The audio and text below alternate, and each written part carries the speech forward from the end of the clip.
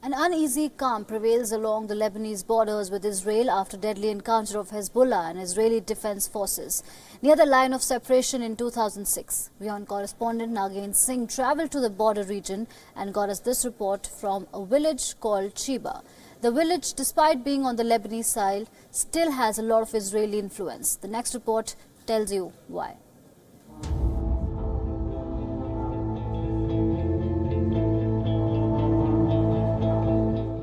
The extreme southeast of Lebanon, a land of biblical hills and rugged mountain tracks.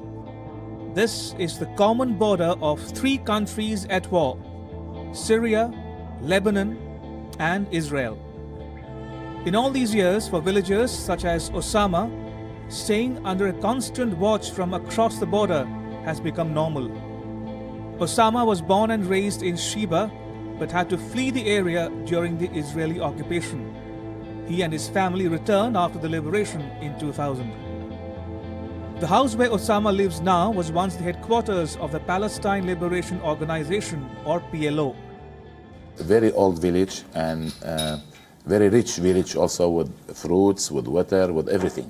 There is more than 90% they are Sunni Muslim, and there is about 10% who is Christian. Most of the people who live here, they are old age people or young, because these people have a land. Over 40 square kilometers of Cheeba's farmland has been occupied by the Israeli side. This blue line, drawn using barrels, is the provisional border drawn by the United Nations after the 2006 war. On these quiet hills, United Nations peacekeepers are seen regularly patrolling the area so that the Hezbollah and Israeli Defense Forces do not clash. Cheeba, a largely Sunni town of 30,000 people on the southeastern tip of Lebanon, is perched approximately 1,500 meters above sea level and spread across two steep rocky mountainsides overlooking a bubbling stream. On one side it shares a border with Syria, and on the other side lies the Israeli-occupied Golan Heights. To add to the complexity, Cheeba village had 14 farms. Now almost all of them are under Israeli occupation. Cheeba's mayor explains how the Israeli occupation has a cascading effect on the generations to come. هلا هيدي سنة 2006 إسرائيل. In 2006, Israel invaded Lebanese territory and bombarded most parts of the country. We suffered a lot. Not just villages close to the border, but the entire country suffered. They didn't differentiate between civilians and the military. The Israeli occupation took place in 1967. Our children were born during the war. We feel that peace won't be restored anytime soon.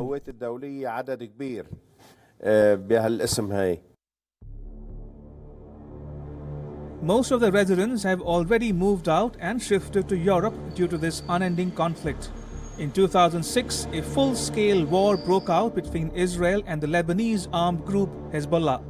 The 33-day war ended inconclusively. Now, the United Nations peacekeepers manage the area, keeping the opposing sides at bay. Decades ago, Israeli army entered with their tanks in these areas, and it was all occupied by them.